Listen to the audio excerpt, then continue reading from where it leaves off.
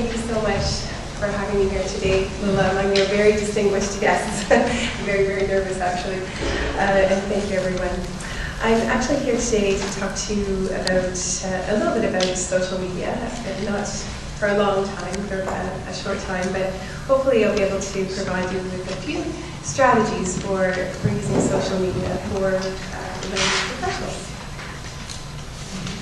So we're going to start sort of from the beginning at what exactly is social media. So what Oxford English Dictionary defines social media as websites and applications that enable users to create and share content or to participate in social networking.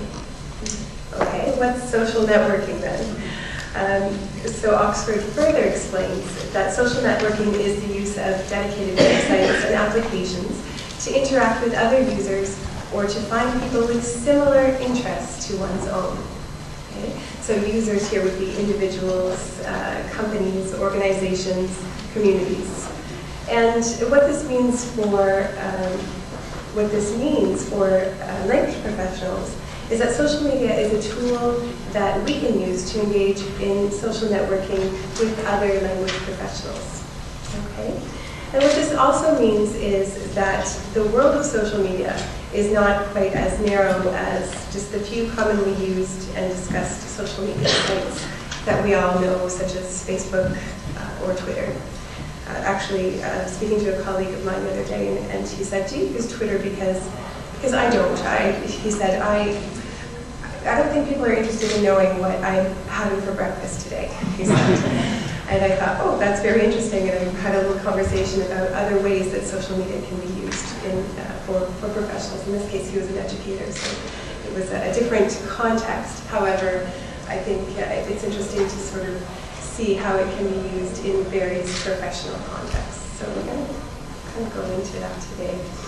And in 2008, social media marketing specialists Hayes and Packard presented a social media marketing campaign as a virtual web, as you can sort of see here, which allows individual users to become involved in, create, discuss, promote, and measure their successes. Okay? So back then, here on this sort of slide here, you can see that we had some of the most popular social media sites that were being used. 2008 is not very long ago, of course. And these sites allowed users to do all of these sorts of things. Today in 2012, the basic principles of creating, sharing, participating, and interacting remains the same, but the social media landscape web is much more complex and consists of many more players.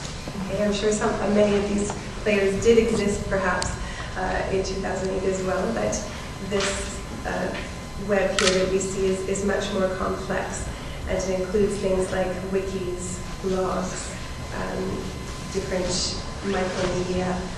It's a little hard to read here, forums, reputation, location, video sharing, and the like. Okay. So this graphic is from 2010, and it shows more than 200 websites alone. And of course, in 2012, more than just two years later, we know that this will have expanded, and to talk about it today, we're really only truly scratching the surface.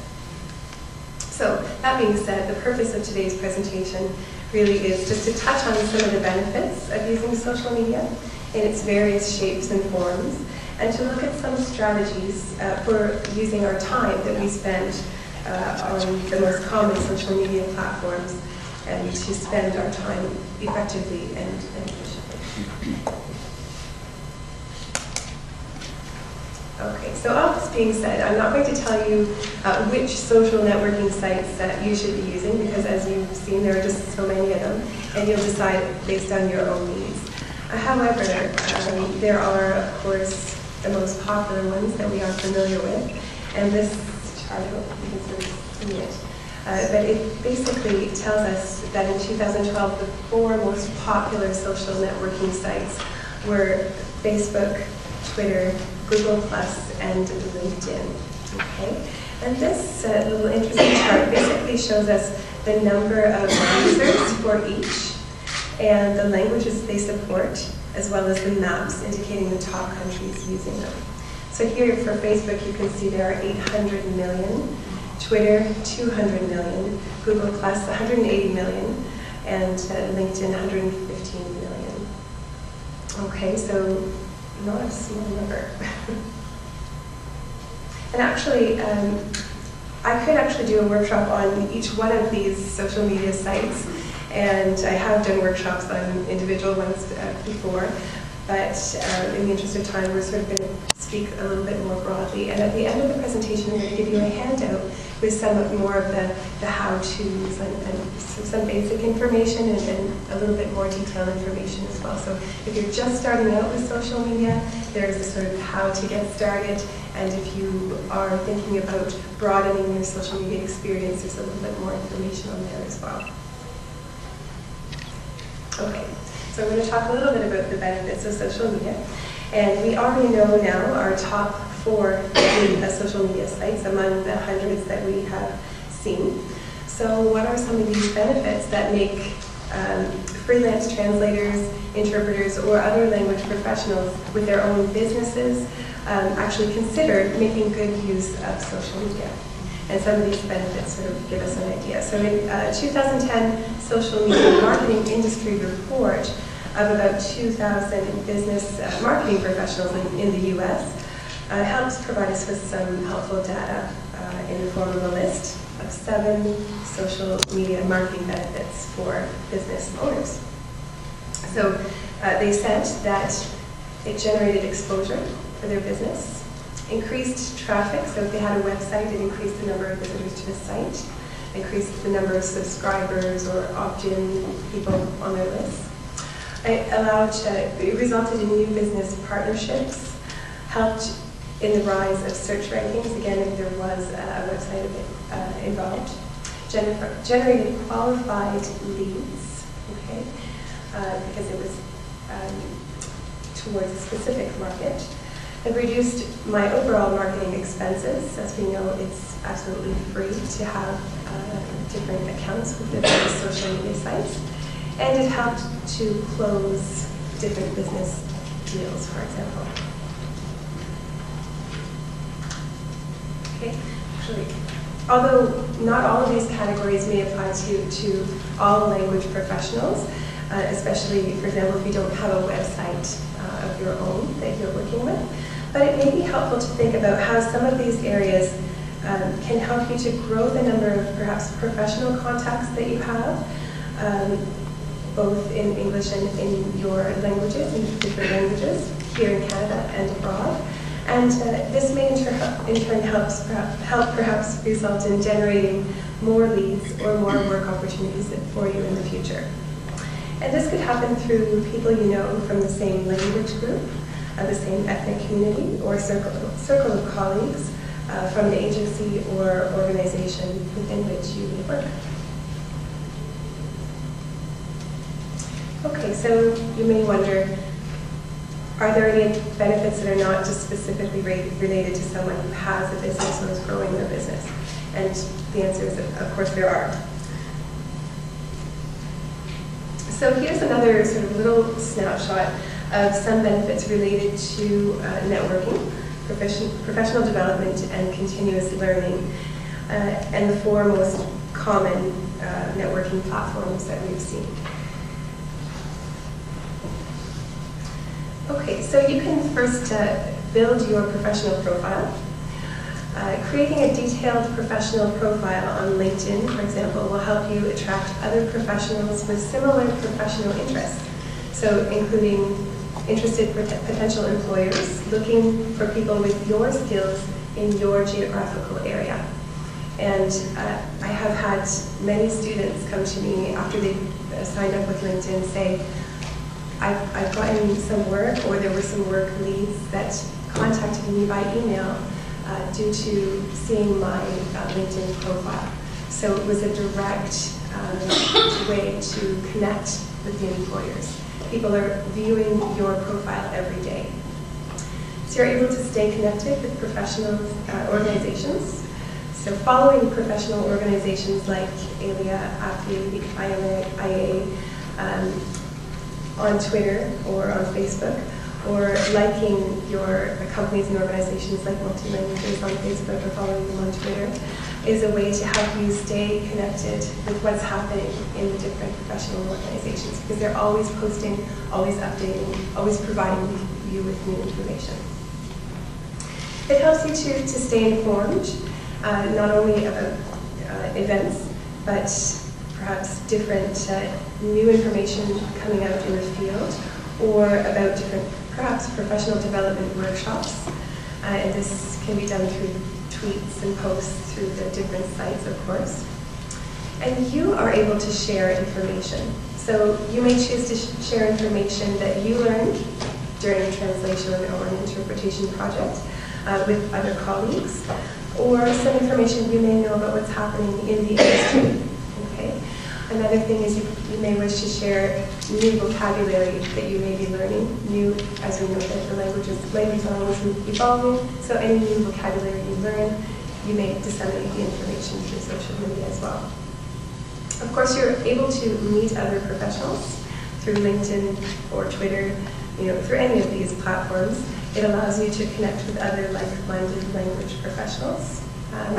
I've many times connected with people from different places in the world just through sharing some information and thanking someone else for sharing information through Twitter or Facebook, for example.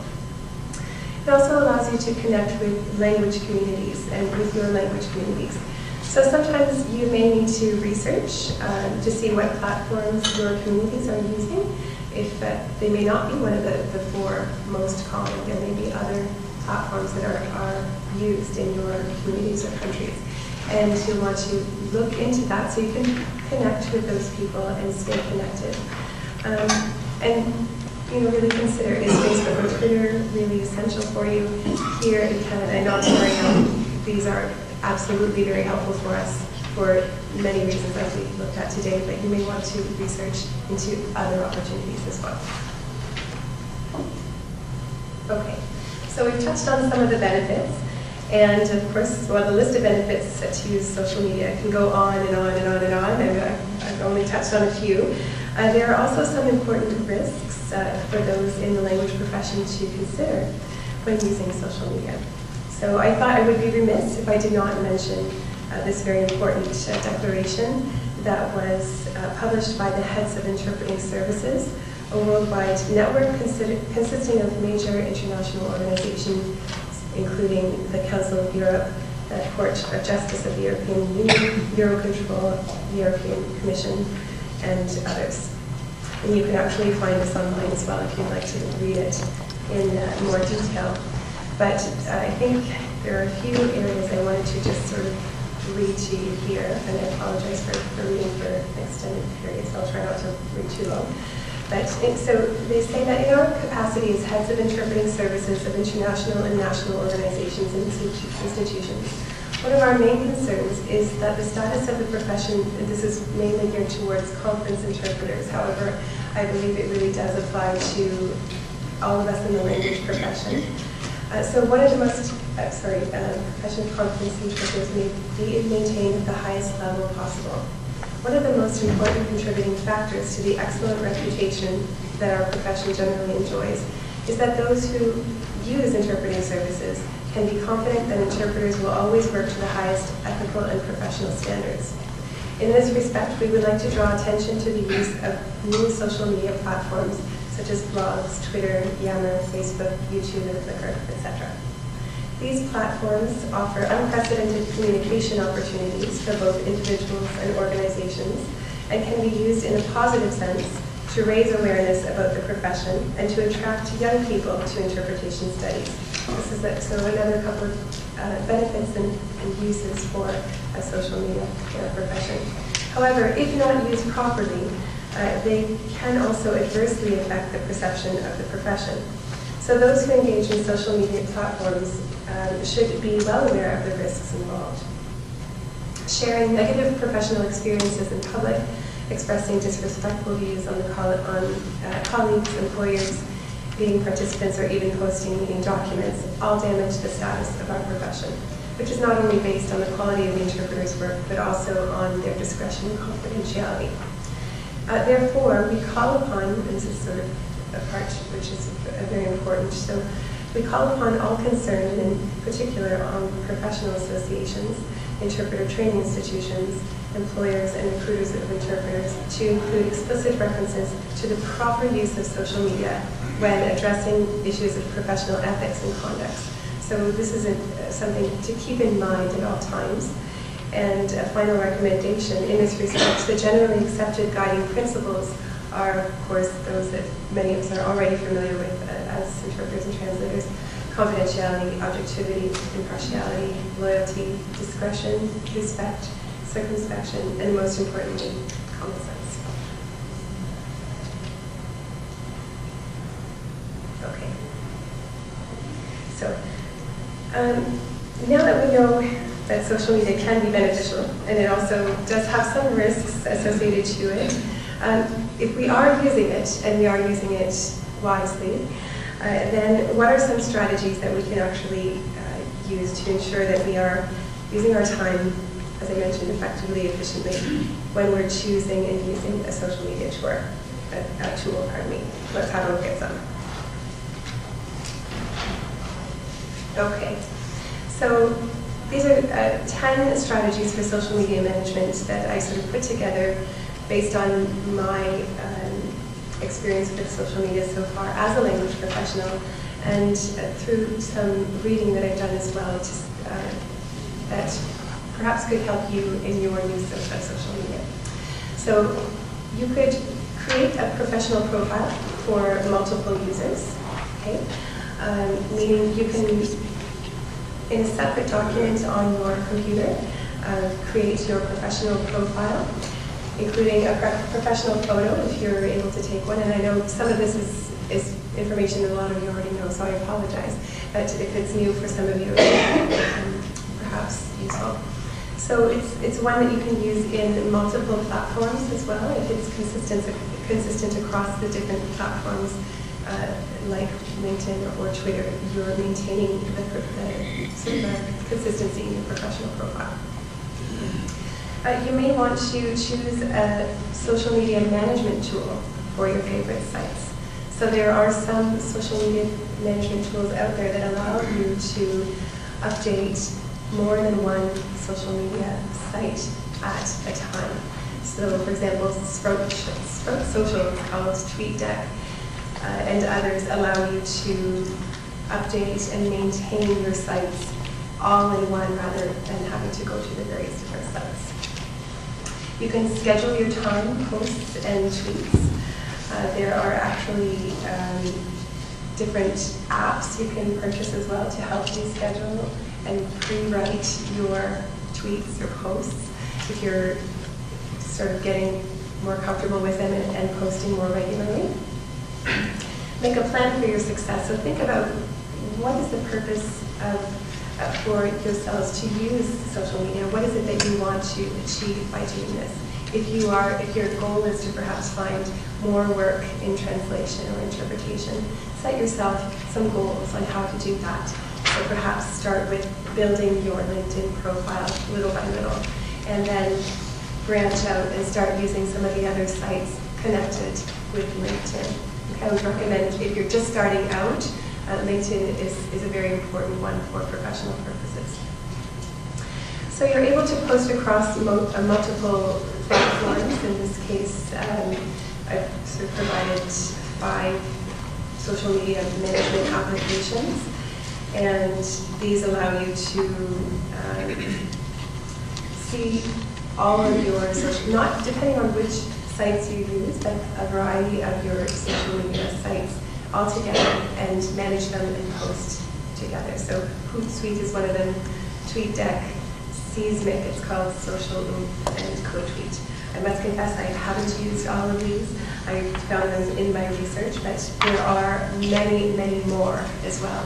It will depend on which tools you decide to use, which social media management applications you will decide to use as well. And perhaps you won't need them. If you start with 1 or 2 or 3, you may be able to just manage them just fine. But once you start to use it more extensively, you may want to consider using a social media management application.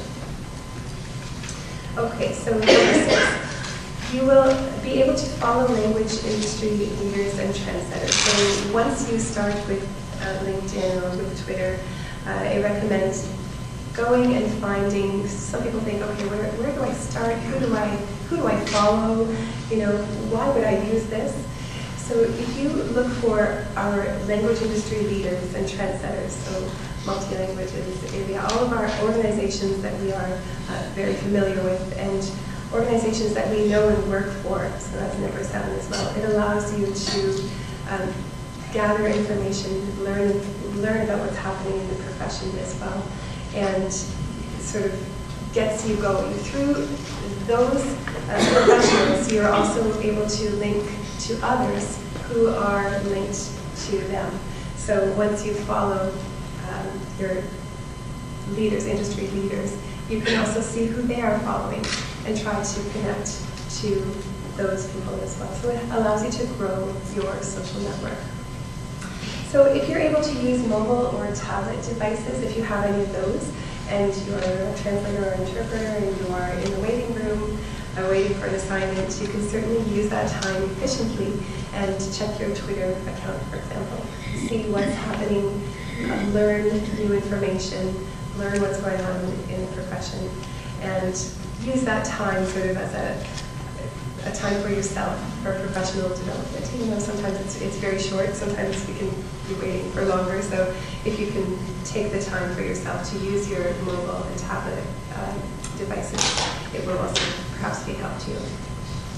So use social media to expand your vocabulary. You are able to follow different sites such as A Word a Day, and there are various sites like this or organizations like this where they put out a new word every day in a tweet or in a post. So you're able to learn in English, but you can also do this for other languages if you're continuously updating your terminology and vocabulary. This is one way you can do that. And you can prepare your posts or tweets or profiles in advance before jumping in if you want. So you can create a file on the computer with your posts or your tweets, file them, keep them, and post them at a later date.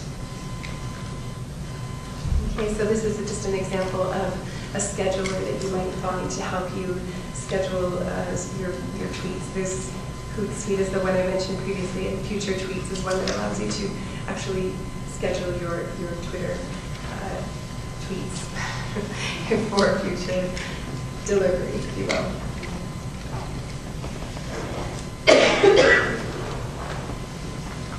Okay, so now that we've looked at some of the benefits and some strategies, we've seen that for language professionals, social media can be used as a tool for networking, professional development, and continuous learning, so vocabulary and terminology development.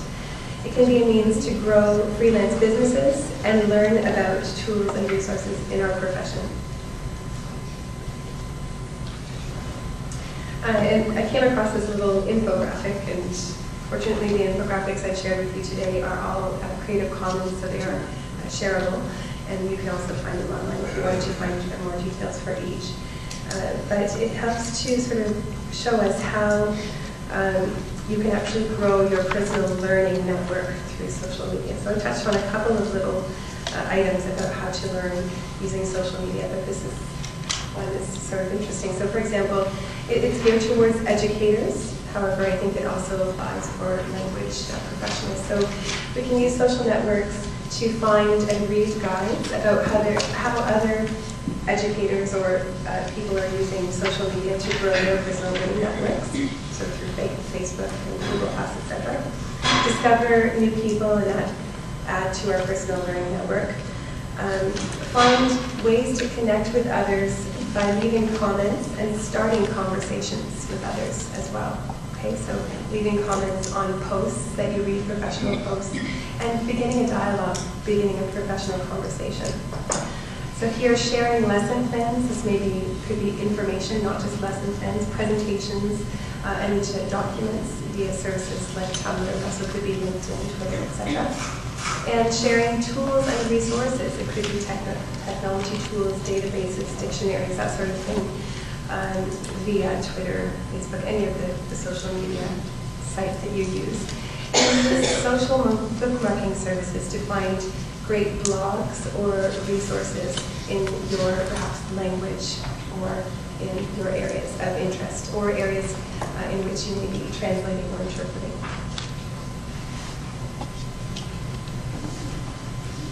Okay, so finally, as language professionals, we know that we need to stay connected and ensure that our contributions to global social networking sites are an appropriate reflection of our true professionalism. So I hope some of the ideas, the few ideas we looked at today can provide you with some useful tips and strategies for a positive and enriching social media experience. And if you're just getting started with social media, I hope that the handout that I'm going to hand out at the moment is going to provide you with some basic information about some of the common social media sites, so what exactly they are, because I didn't go into them in detail, as well as how to sign up for them. There are detailed instructions if that's something you wish to do, and as well as some of the lingo. So there is a very specific language that's used for some of the social media sites. For example, Twitter, I mentioned the word tweet. Hashtag would be another one of them. Some of these words you might be hearing, if you aren't familiar with these sites, they're important to know as we've seen hundreds of millions of people are using them right now, so to be very familiar with them. So the handout has a few definitions for some of the common terms as well. If you're an advanced user of social media, I hope you've learned a few ideas today to broaden your experience with social media as language professionals. And lastly, if you're using Twitter today, the hashtag, I was wondering what the hashtag was for our conference. Do we don't have a hashtag yet? So maybe hashtag Multilanguages Conference 2012, or maybe something shorter might be good. If you tweet about the conference, if you decide to sign up for Twitter, you can participate in the discussion about the conference today and share some of the interesting ideas you can participate in the conversation as well. So that's all from me today. Thank you very much, everyone, for your